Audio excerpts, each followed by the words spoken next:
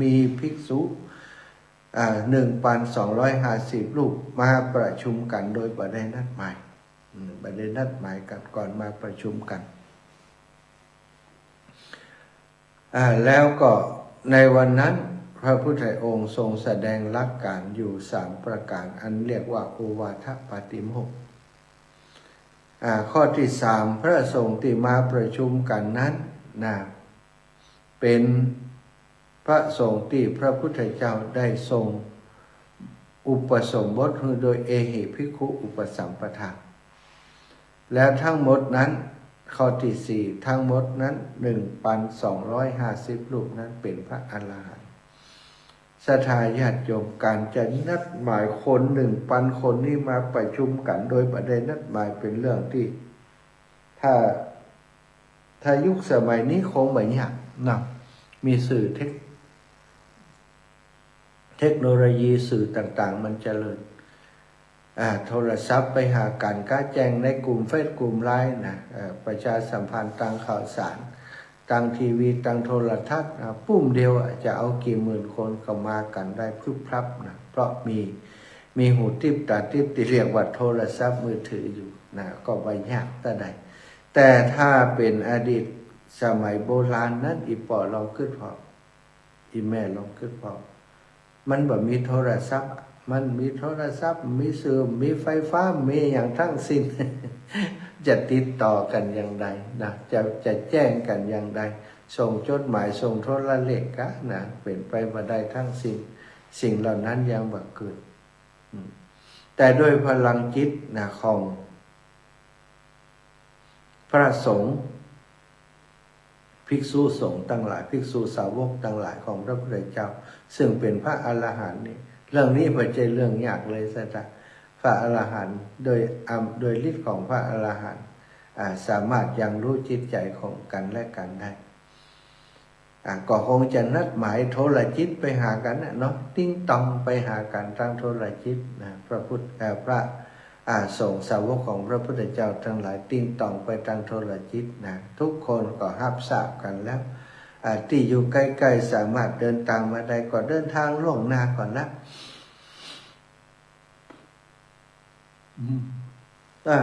อย่างล้ำเหลือกับเคยรับ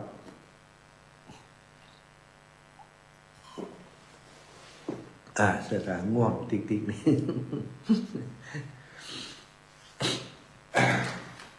ก็ได้นัดหมายเมื่อได้นัดหมายกันแล้วจะไปเดินทางไปคือนัดหมายกันดังโทรคิดนักศึกษาอย่างอยู่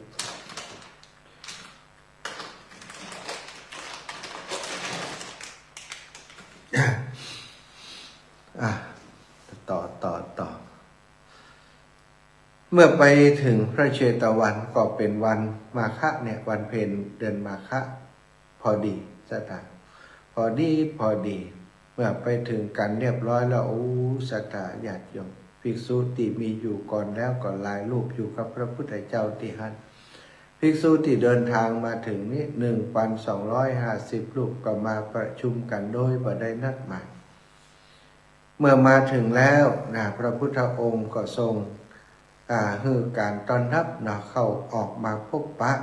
ในที่ประชุมจุมนุมนั้น1,250 รูปอยู่ในอาการที่เงียบสงบนั่งในปริมณฑลต่างคนต่างรอเข้าเฝ้าพระพุทธเจ้าเมื่อพระพุทธองค์ได้เข้าไปยังมณฑลแห่งนั้นศรัทธาญาติโยมพระอรหันตขีณาสพทั้งหลายก็ได้กราบพระพุทธเจ้าก็ทูลถึงเรื่องราวที่ได้เสด็จได้มาเข้าเฝ้าในวันนี้พระพุทธองค์ก็หันความสำคัญว่าตอนนี้ภิกษุทั้งหลาย 1,250 รูปมาเข้าเฝ้าก็ได้แสดงหลักการที่เรียกว่าโอวาทปาติโมกข์โอวาทที่พระพุทธเจ้าทรงแสดงเป็นหลักการเป็นอุดมการณ์เป็นวิธีการทางพระพุทธศาสนาหลักการนั้นก็มีอยู่3ประการด้วยกันศรัทธาญาติโยมหลักการอุดมการณ์มีอยู่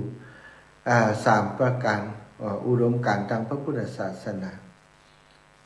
คือหลักการก็มีอยู่ว่าหนึ่งสัพพะปาปัสสะอาการนังบาปกระทำบาปทั้งปวงบาปทั้งปวงนี้ก็บาปทั้งหมดที่เป็นอกุศลกรรมสถานอกุศลกรรมบท10 ประการบาปทำชั่วทางกายทางวาจาทางใจต่างๆเป็นบาปเป็นอกุศลกรรมฮือสัพพะปาปัสสะอาการนังบาปกระทำบาปทั้งปวงฮือห้ามฮืองดเว้นจากการกระทำบาปทั้งปวงกุศลสูปสัมปทายังกุศลให้ถึงพร้อมกุศลก็คือสิ่งที่มันเป็นประโยชน์เป็นบุญศรัทธาเป็นบุญเป็นกุศลสิ่งที่จะเป็นบุญเป็นกุศลจะเกิดขึ้นได้ก็โดยการที่เฮาเว้นจากการทำชั่วทั้งปวงโดยเว้นโดยวิธีใดเว้นก็โดยการรักษาศีลบาฆ่าสัตว์บาลักทรัพย์บาประพฤติผิดของรักของชอบใจของผู้อื่นหรือที่เป็นเรียกว่าบาประพฤติผิดทางกายแล้วก็บามุสามีความสัจจะมีความจริงอยู่เป็นนิจเป็นประจำแล้วก็บาดื่มสุราเมลัยอันนี้คือสิ่งที่เป็นการห้ามตัวเองจากกรรมอกุศลกรรมความชั่วทั้งปวงแล้วก็ทำกุศลให้ถึงพร้อมการที่จะเกิดบุญเกิดกุศล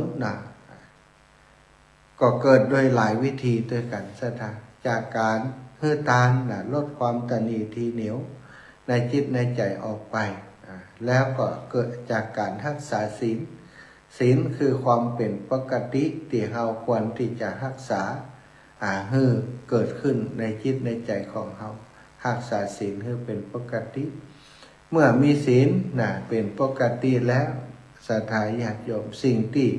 เกิดขึ้นกับเราก็คือความเบาสบายความสุขจิตสุขใจก็จะเกิดขึ้นเมื่อความสุขจิตสุขใจเกิดขึ้นแล้วมันก็จะง่ายในการที่จะยกจิตขึ้นสู่การทำสมาธิเกิดเมื่อทำสมาธิเกิดขึ้นแล้วปัญญาก็งอกเงยก็เกิดขึ้นเป็นการชำระจิตใจของเราที่หม่นหมองมัวหมองไปด้วยกิเลสต่างๆเครื่องเศร้าหมองก็คือกิเลสต่างๆถูกขจัดปัดเป่าไปโดยพลังของสมาธิพลังของปัญญาเรียกว่าสัจจิตปริโยทปัญญา3 อย่าง 3 ประการนี้ศรัทธาญาติโยมที่เพิ่นเรียกว่าโอวาทปาติโมกข์โอวาทปาติโมกข์ที่พระพุทธองค์ทรงแสดงให้กับภิกษุทั้งหลายได้ฟังในวันนั้นนอกจากหลักการ3 ประการโอวาทปาติโมกข์นี้แล้วศรัทธาอิปอิแมทั้งหลายพระพุทธองค์ก็ยังทรงแสดงถึงเรื่องต่างๆเสริมในเรื่องนี้การที่ขันติความอดทนเป็นตบะอย่างยิ่งความอดทนนอกจากหลักการบำบาปทั้งปวงทำกุศลให้ถึงพร้อมทำจิตใจให้ผ่องใสแล้วก็ยังมีอุดมการณ์4ก็ได้แก่ความอดทนความอดกลั้นบำบาปทั้งกายวาจาใจเป็นตบะความอดทนเป็นตบะอย่างยิ่งการฝึกฝนในสมัยก่อนตบะต่างๆเปิ่นบำเพ็ญตบะศรัทธาปูจาไฟกาอย่างการต่างๆเปิ่นว่าเป็นตบะอย่างยิ่งแต่พระพุทธเจ้าทรงตรัสว่าจริงๆแล้วความอดทนความอดกลั้นนี่เป็นตบะเป็นอย่างยิ่ง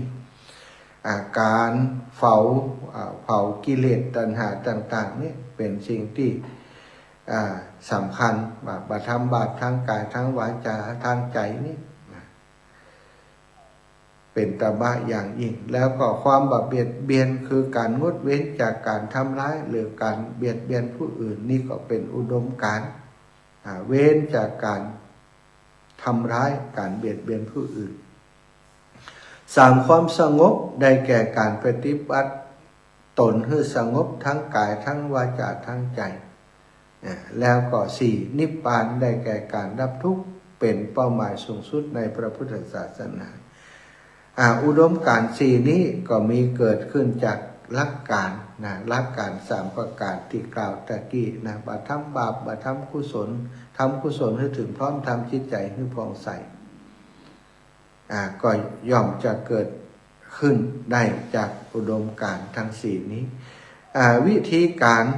ในการที่จะไปสู่เป้าหมายสูงสุดในการปฏิบัติเรียกว่าอุดมการณ์ทางพระพุทธศาสนามีวิธีการอยู่6อันใดแก่หนึ่งบ่ทำร้ายก็คือการบ่กล่าวร้ายบ่โจมตีไผ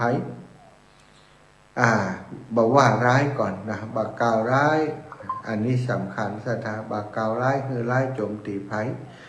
และ2ไม่ทำร้ายคือการบ่เบียดเบียนผู้อื่นบ่เบียดเบียนผู้อื่นบ่เบียดเบียนตนเองบ่เบียดเบียนผู้อื่น3สำรวมในปาติโมกข์คือเคารพระเบียบวินัยกฎกติการวมทั้งขนบธรรมเนียมประเพณีอันดีงามของสังคมนี่เรียกว่าเป็นการสำรวมในพระปาติโมกข์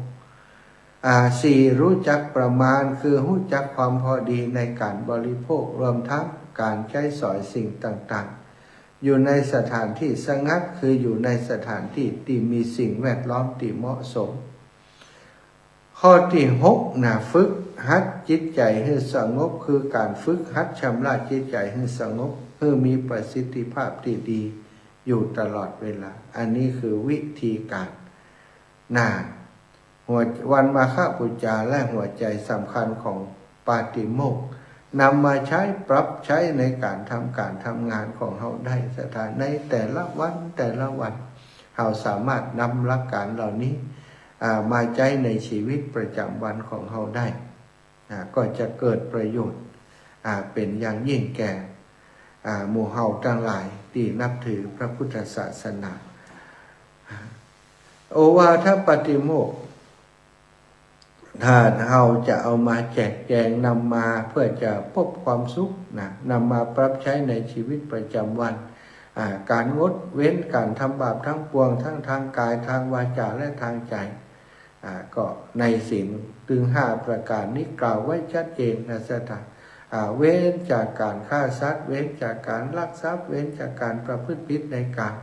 เว้นจากการโกหกเว้นจากการพูดส่อเสียดพูดคำหยาบพูดเพ้อเจ้อเว้นจากการอยากได้สมบัติของผู้อื่นเว้นจากการผูกพยาบาทอาฆาตและเป็นผู้ที่เว้นจากความหันติพิษต่อทำนองของธรรมนี่คือการงดเว้นบัตรทำบาปทั้งปวงก็อยู่ในข้อศีลถึง5ข้อแต่จะว่ารวมไปก็เป็นถึงศีลถึงเรื่องของกุศลกรรมบทโดยศรัทธาญาติโยมทั้งหลายการทำกุศลทำคุณงามความดีทั้งกายทั้งวาจาทั้งใจนี่ก็เป็นสิ่งที่เฮาท่านทั้งหลายทำอยู่แล้วเนาะศรัทธาถึงว่าศรัทธาญาติโยมส่วนใหญ่ก็ทำกุศลทำคุณงามความดีถึงพร้อมตื่นเช้าทำบุญตักบาตรฟังน้ำฟังธรรมทำบุญตักบาตรชำระกายชำระใจชำระกายชำระใจโดยศีลโดยศีลของพระพุทธเจ้าศีลชำระกายวาจาใจโดยศีลถึง5ประการนี้แล้วก็ทำใจให้สะอาดผ่องใสเพื่อให้หลุดพ้นจากสิ่งที่ทำให้จิตใจขุ่นมัวว่าจะเป็นความพยาบาทความหดหู่ท้อแท้ความฟุ้งซ่านความลังเลต่างๆโดยปฏิบัติเช่นการทำสมถกรรมฐานวิปัสสนากรรมฐานการนั่งสมาธิการปฏิบัติธรรมต่างๆอันนี้ก็เป็นสิ่งที่เราสามารถนำมาประยุกต์ใช้ในการปฏิบัติธรรมของเราได้ศรัทธาญาติโยมในภาษาบาลีที่พระพุทธเจ้าได้แสดงไว้ก็เป็นสัพพะปปัสสะอาการนังเนี่ยหันธรรมยังโอวาทปาติโมกขคาถาโยพนามาเสติเฮาจังสวดกันศรัทธาสัพพะปปัสสะอาการนังการไม่กระทำบาปทั้งปวงกุศลสูปสัมปทาการทำกุศลให้ถึงพร้อมสัจจิตตปริโยทปนังการชำระจิตของตนให้ขาวรอบเนี่ยพระพุทธเจ้าจัดตรัสเป็นภาษาบาลีเอตังพุทธานะศาสนังทำ3อย่างนี้เป็นคำสอนของพระพุทธเจ้าทั้งหลาย ขันติปรมังตโปติขาขันติคือความอดทนอดกลั้นเป็นธรรมเครื่องเผากิเลสอย่างยิ่งความอดทนความอดกลั้นศรัทธาญาติโยมสิ่งนี้แหละที่จะมาเผากิเลสในจิตในใจของเฮาได้ ถ้าขาดเสียซึ่งธรรมะข้อนี้ขันก็บ่สามารถจะแผดเผากิเลสในจิตในใจของเฮาได้การทำงานทุกอย่างก็เช่นเดียวกันต้องอาศัยความขันติความอดทนคนจะประสบความสำเร็จได้ในทุกสาขาอาชีพต่างๆการทำงานทุกอย่างต้องอาศัยความอดทนความอดกลั้นถ้าบ่มีความอดทนความอดกลั้นเป็นตบะหือกับเฮาแล้วก็ยากนะในการปฏิบัติธรรมยิ่งการปฏิบัติธรรมศรัทธาญาติโยมมันต้องอาศัยความอดทนเป็นอย่างยิ่งปกติจิตใจของเฮานี่มันสัดสายมันไปหาติดตามมันจะวิ่งไปหาสิ่งที่เป็นเหยื่อตลอดเหมือนปลาเนี่ยมันก็ไปชอบกินเหยื่อเพื่อจะทำให้ตัวของมันใหญ่ขึ้นโตขึ้นอยู่ได้จิตใจของเฮาก็เช่นเดียวกันมันจะวิ่งไปหาเหยื่อของมันจะทำเหยื่อส่วนใหญ่ก็เป็นเหยื่อของกิเลสนั่นแหละเนาะ ต้องอาศัยความอดทนความอดกลั้นนะเพื่อจะแผดเผากิเลสที่มีในจิตในใจของเฮาตัณหาราคะต่างๆที่มันจะเกิดขึ้นในจิตในใจของเฮาพระพุทธองค์ส่งเสริมสรรเสริญความอดทนว่าเป็นตบะอย่างยิ่งนิพพานังปรมังวัฏันติพุทธาผู้รู้ทั้งหลายหรือว่าพระพุทธเจ้าทั้งหลายกล่าวว่าพระนิพพานเป็นธรรมที่ยอดยิ่งยอดยิ่งยอดที่สุดก็เป็นสิ่งที่เป็นอุดมการณ์สูงสุดทางพระพุทธศาสนานิพพานะปัจจโยโหตุศรัทธาทุกคนทำบุญสุนทรทานชาวพุทธทั้งหลายก็กล่าวว่านิพพานเนี่ยเป็นสุดยอดเฮาปรารถนาซึ่งพระนิพพานแล้วกล่าวต่อว่านาหิปปภชิโตปรูปคาติผู้กำจัดสัตว์อื่นอยู่ชื่อว่าเป็นบรรพชิตเลยผู้ที่คิดว่าจะละเว้นจะหลีกเว้นก็คือต้องหลีกเว้นจากการกำจัดผู้อื่นรังแกผู้อื่นฆ่าผู้อื่นนะถ้ายังกำจัดผู้อื่นอยู่ยังฆ่าผู้อื่นอยู่เรียกว่าใจเรียกว่าบรรพชิตนะฉะนั้นคนที่บวชเป็นบรรพชิตเป็นพระสงฆ์องค์สังฆเจ้าปัพพชาหรือว่าการบวชนั้นก็คือเพื่อจะหลีกเว้นจากการเบียดเบียนกำจัดผู้อื่นสมโนโหติปรังวิเหทยันโตผู้ทำสัตว์อื่นให้ลำบากอยู่ว่าชื่อว่าเป็นสมณะเลยพระสงฆ์องค์สังฆเจ้าที่เรียกตนว่าสมณะนั้นก็ต้องเป็นผู้ที่ทำให้ผู้อื่นลำบากอนุปวาโทอนุปคาโตการไม่พูดร้ายการทำร้ายปาติโมกเขจะสังวโลการสำรวมในปาติโมกข์มัตตัญญุตาจะพัตตัสสมิความเป็นผู้รู้ประมาณในการบริโภคปันตัญจะสยนาสนังการนอนการนั่งในที่อันสงัดอธิจิตเตจะอายโยโคความมันประกอบในจิตใจให้ยิ่งเอตังพุทธานาศาสนาธรรมะ6อย่างนี้เป็นคำสอนของพระพุทธเจ้าทั้งหลายนี่ศรัทธาอีปอยอีแม่ทั้งหลายฉะนั้นเราต้องระลึกเมื่อระลึกถึงวันสำคัญทางพระพุทธศาสนาก็คือเข้าใจข้อคิดข้อธรรมที่มีขึ้นในวันปาติโมกข์นี้นะเราแบ่งเป็นหลักการศรัทธาหลักการ3ประการได้แก่การทำบาปทั้งปวงการทำกุศลให้ถึงพร้อมการทำจิตใจให้ผ่องใสนี่คือหลักการ3อย่างอุดมการณ์4อย่างได้แก่ความอดทนความอดกลั้นทำบาปทั้งกายวาจาใจนี่เป็นอุดมการณ์ของเราอุดมการณ์ข้อที่2ที่ควรมีก็คือการเบียดเบียนคืองดเว้นจากการทำร้ายเบียดเบียนผู้อื่นเป็นสิ่งที่ต้องเป็นอุดมการณ์อยู่ในใจตลอด3ความสงบได้แก่การปฏิบัติตนให้สงบทั้งกายทั้งวาจาทั้งใจนี้เป็นอุดมการณ์ข้อที่3อุดมการณ์ข้อที่4ก็คือนิพพานดับทุกข์ให้ได้เป็นเป้าหมายสูงสุดในพุทธศาสนาถ้าสามารถนิพพานได้ในภพนี้ชาตินี้ก็ถือว่าเกิดมาคุ้มค่าแล้วนะ ได้สิ้นสุดการเกิดแก่เจ็บตายได้แต่ว่าถ้ายังบ่ได้ก็ต่อบุญเสริมบุญกันไปจนกว่าเขาจะบรรลุวันใดวันหนึ่งแล้วก็อย่าลืมวิธีการ6อย่างได้แก่บ่าว่าร้ายคือบ่กล่าวร้ายใส่บ่โจมตีใครบ่ทำร้ายคือบ่เบียดเบียนผู้อื่น3สำรวมปาฏิโมกข์เคารพกฎวินัยกติการะเบียบขนบธรรมเนียมของสังคม4รู้จักประมาณรู้จักพอดีในการบริโภคในการกินโภชเนมัตตัญญูตาคนปฏิบัติจะรู้ดีศรัทธาบ่รู้จักการบริโภคกินจนอิ่มเกินไปมันจะง่วงเหงาหานอนบ่สามารถจะปฏิบัติได้อย่างสะดวกสุดท้ายคือการฝึกจิตใจให้สงบชำระกิเลสจิตใจ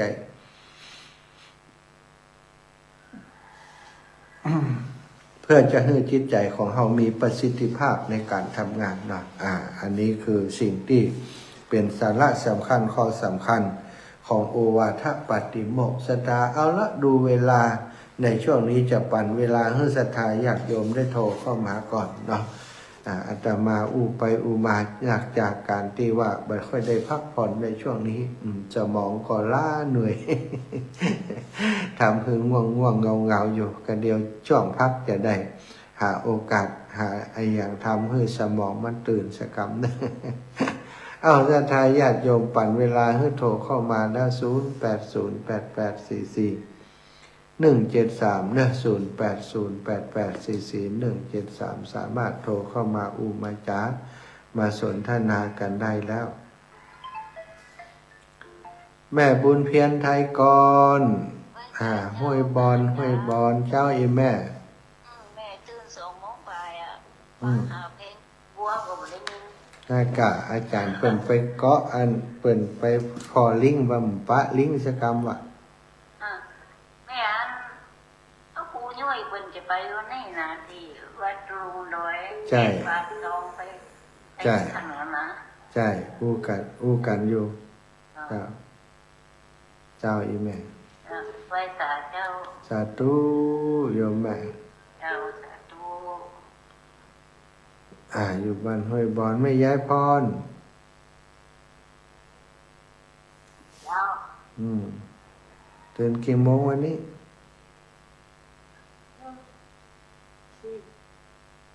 เจ้าเลยนะตื่นแต่เจ้าแล้วคะแล้วนอนจ่ายวันมาฆบูชาไปทางใดไปทางใดกันนอนไปนอนเนาะนอนสบายเนอะเดี๋ยวไหนบ้านเองทั้งว่าเจ้าดีแล้วสาธุเจริญพรแม่สมบูรณ์วงแสนบ้านไร่ศิลาทอง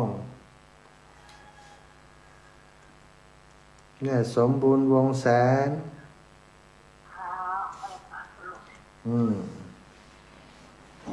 แต่ว่าได้ฟังทุกเจ้าวัดบ้านไร่ก็กินแล้วใครก็เปิดเข้าแต่มือเจ้ากินแล้วก็แล้วจะทำกันลงไปออกกะหลงจะออก2 ทุ่มถึง4 ทุ่มวันอาทิตย์นะแต่คืนนี่อันเน็ตเปิ่นบดีกะที่ร้องไม่ล่ะจ้ะร้องไม่แล้วก็เป็นยันกันไหนวัดมาลงไทยได้ลงได้ลงมั้งอ่ะจ้ะเหมือนเดิมอาจจะเหมือนเดิมแต่ว่าขยับเวลาเปลี่ยนเวลาเพิ่มเวลาจ้าโอเคสาธุเนอร์คอยติดตามไป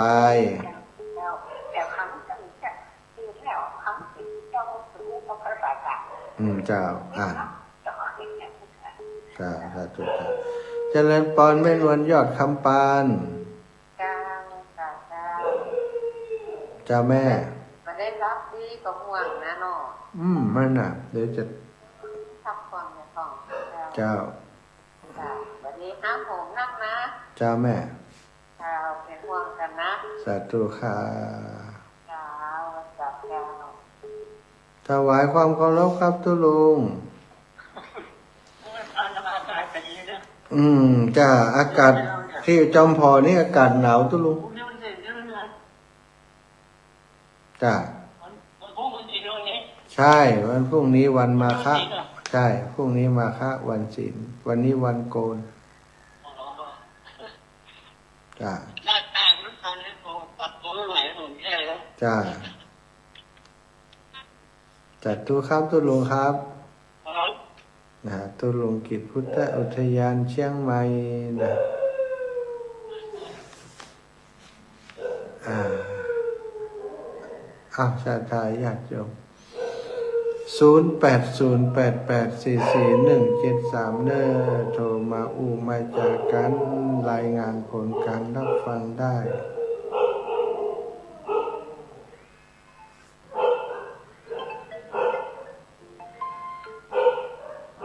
เจริญพรแม่นิเวศอ้าวนมัสการเจ้าฟังอยู่นะเจ้า ฟังอยู่นอก อ้าวสบายใจดีเนาะ เจ้าอีแม่ ถ้าเต็มดีเจ้าเป็นกำลังใจให้เนอะ สาธุเจ้าโยมแม่ อ้าวเจ้าสาธุ แหมวันนี้อยู่หม่อนจอมพรเนอะศรัทธาเจริญพรแม่ยายเทียนแก้วน้องย่างเอามาแล้วมาแล้ว เจ้าแม่ โยมแม่ว่าที่ข้าไปหาจะไปดอยอินทนนท์นะเจ้าโยมแม่ใครรวมทำบุญทอดพระบาทจะทานพระมหา โอ้ได้ก็ แต่ว่านี่ไปร้านสาราบ้านตุ่มตอนที่พระมหาไปแล้วจำได้อยู่ไหมเจ้า จำได้อยู่อันได้ข่าวว่าอันแม่บ่เย็นไม่บ่เงินไปเป็นเจ้าภาพอย่างนะ เจ้าสะพานประตูที่ว่าสาราอย่างไรโยมแม่ก็ก็เปิดว่าใครไปจะมาบนบ่ามันพูดกับมีงานเนาะแต่ก็นี่ก็ไปสวดจะเปิดเลยเจ้า อ๋อดีกันแม่ เจ้าแล้วก็มาได้ไปแล้วโยมแม่ก็ว่าโยมแม่จะโอนเงินทางป้ามาหาไป เจ้า โยมแม่รวมทำบุญแล้วทำปลาเห็น100แล้วก็ทำลงทานได้ทานข้าวหาเห็น100แล้วโยมแม่จะโอนไปให้วันนี้นะเจ้า อ๋อได้เจ้าโยมแม่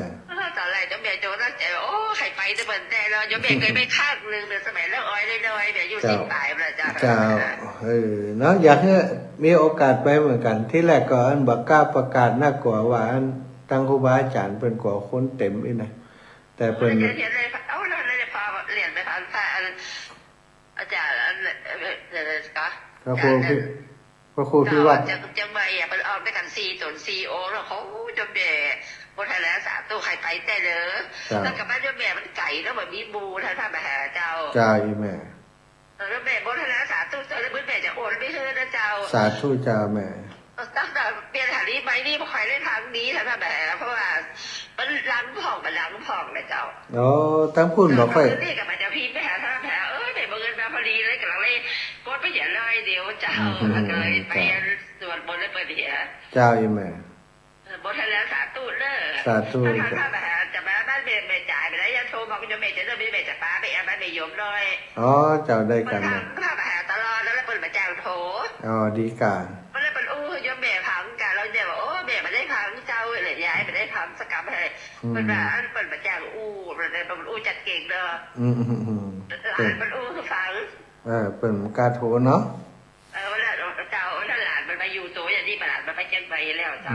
เจ้าแม่ สาธุนะเจ้าท่าน สาธุค่ะเจ้าบุญรักษาเจ้าแม่ เจ้า แม่เทียนแก้วน้องย่าง เอาแฟนคนเก่าคนเดิมเมินละอีแม่ฟังรายการมาเมินนานละเนาะหลายคนหลายท่านนะก็ต้องขอบคุณเด้อที่ได้ติดตามการทำงานติดตามการรับฟังมาโดยตลอดนะก็เรื่องกำลังใจอาตมาภาพ ในวันนี้สถา0808844173นะ0808844173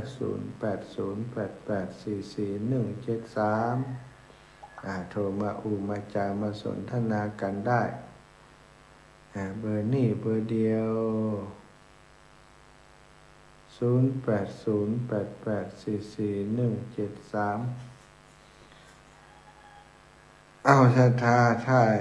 ช่วงนี้ศรัทธาบ่มีไผโทรมาก็จะขออนุญาตนะพักชกรรมแม่บัวเย็นเจริญพรแม่ออกกี่โมงวันพุธ 11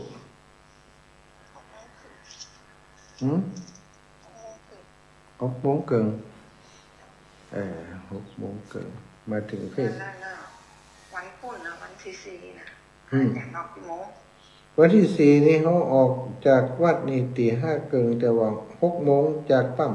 ปตทอยู่ไหม แม่ก็คง ปั๊มปตท หกโมงเกินอย่างเงี้ย ปตทห้างชัด ทางการจากเอารถไปล่ะ เขาบอกยังบอกฮู้ว่าอย่างไรแต่เดี๋ยวนี้อันรถก็จะใส่ก๋วยเตี๋ยวใส่อย่างไปนะถ้าคนเต็มเขาก็จะไปรถตู้ด้วยเขาอย่างซ่อนนั่งด้วยเขาไป เอาแม่ก็เต็มไปหาแม่ก็ได้ ได้ต้นเจมเต็มเลย ก็เจม กี่คนแม่ได้กี่คนบ้างเดี๋ยวเอาแม่อยากค้ำหนังตัวแม่เป็นนะป้ากันเตีย ไปด้วยกัน ไปกัน มีอยู่ อืม อันนี้มี5 คน อืม หลาน3 คนได้8 คน9 คนเนี่ย ได้ละเอาอยากค้ำใส่เป็นตัวเห็นเจ้าอยากบุญรักษาเนอแม่คำนวณดินดำเปิ่นไปดอยอินทนนท์กันทื่อๆไหนจะไปกันน่ะ ก็หูเจ้าโมว่ากะเอาแต่อิดนางกะ เขาม่วนกัน ไปอิดอย่างม่วนกัน คนอื่นนางกะ วันเฮาต้องออกเจ้าตี5พุ่นละวันเฮา ตี5ออกจากบ้านนะเดี๋ยวจะร้องหาเขาก่อน โอ้แม่งานใหญ่เนอะงานนี้นะงานเอาไปมันเป็นงานประวัติศาสตร์เนาะ เดี๋ยวได้ไหนจะถามเขาก่อนจะถาม ไปหาเนมลืมเลยอ่ะได้มีโอกาสสร้างพระธาตุด้วยเพิ่น จ้ะเดี๋ยวก่อนเดี๋ยวจะถามเขาก่อน เปิดโอกาสให้ไปแอวด้วยมันต้องเสียงสักอย่าง เจ้า ยาวแม่สาธุนะแม่นะ เจ้าสาธุเจ้า เจริญปอน ไม่ใช่เจ้า เตือนจัดเจ้ารู้นี่ ฟังทานมาก็แบบนี่เราจะตอนแรกเป็นเทพอ่ะ จ้ะ เดี๋ยวนี้มาได้มีทานออกอ่ะ เจ้า เดี๋ยวทานอยู่พุ่นแหละ อยู่ม่อนจอมพอเจ้า แม่มุตนาเด้อเนอะ เจ้า แม่นอนเยอะแม่จะไปไหนอ่ะ เจ้าสาธุสาธุ แม่เป็นกำลังใจเนอะ เจ้าแม่เอาไปหุยฮีก่อนเจริญปอนแม่มณีสมบูรณ์ เจ้าท่านฟังเลย จำเบอร์โทรได้อยู่รู้นี่นึกว่าลืมไปแล้ว บอกไง พี่แม่จะบอกว่ามันมีคนฝากทอง พร้อม มันดอย อ๋อเหรอแม่ก็จะไปไปหรอ ไม่ได้ไปเนี่ยแค่จะมามันไปมีงานมีครูไปอ่ะ ถูกไปกันทื่อๆดังหม่อนกัน มีกันแม่ว่าไข่กับตะกูล แม่บัวไข่ครับตระกูลครับ ดอยอินทนนท์นะ40 บาท 40 บาท แม่บัวเลี้ยวคัตตะกูล แม่บัวเร็วคัดตระกูล สมบูรณ์ถึง40 บาทเจ้า 40 บาท แม่บัวไข่คัดตระกูล แม่บัวเร็วคัดตระกูลเนาะครับ เจ้าสมบูรณ์กระเป๋าท่าน เจ้าได้กัน ตั้งอยู่ที่แม่นี่ฮะ นี่จ้ะ เจ้า ยึด ท่านมา ยึดตังไว้แล้ว เจ้า โอเค เป็น380เจ้าได้จะเจ้าสัตว์นาบุญรักษาเจ้า เอาศรัทธาญาติโยมทิมได้โทรแต่ฟังโทรแต่เนื้อหาอาตมาขออนุญาตพักกรรมก่อนนะ จะใช้โทรศัพท์เปิดเพลงให้ศรัทธาฟังก่อนนะถ้าศรัทธาโทรมาอาตมาก็ไม่ได้เปิดเพลง เปิดเพลงก่อน